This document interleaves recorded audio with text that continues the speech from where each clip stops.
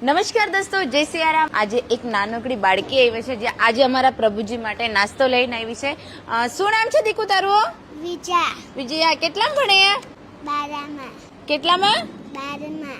12માં ભણે છે, બાળ મંદિરમાં ભણે છે। તો શું લાવી છું નાસ્તો કરવા માટે આજે? સાની। કોના માટે લાવી છો?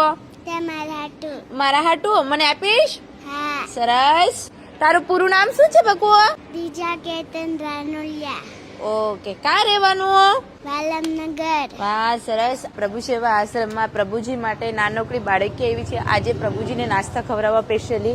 શું નામ છે ભાઈ તમારું? કેતન ભરતભાઈ રાણોલિયા। ઓકે, હું શું અહીંયા લાવ્યા? વાલમનગરમાં રહું છું હા હા અને આજે મારા મમ્મીની તિથિ છે, હા એટલા માટે પછી મને એમ લાગ્યું કે આ બધા જે બિનવારસીઓ માણસો છે જેને કોઈ આધાર નથી, તમે એની એટલી સેવા કરો છો, તો મને પણ એવું થયું કે મારા મમ્મીના તિથિ નિમિત્તે હું અહીંયા કંઈક નાની મોટી મારી જેટલી શક્તિ એટલી ભક્તિ સરસ। એવી સેવા કરું। તો આજે મને સવારમાં ઉઠ્યો ને તો સાની એક ખવડાવવાનું મન થયું હતું, કારણ કે સરસ। શિયાળાની ઋતુ છે, હા, હા। આપણે બધા તો ખાતા જ ખાતા જ હોય। હોઈએ, તો તાજી તાજી સાની લઈ આવ્યા છીએ। ગરમા ગરમ છે, અને તાજી તાજી સાણી લાવ્યા છે આજે પ્રભુજી માટે। તલની તમે જોઈ શકો છો।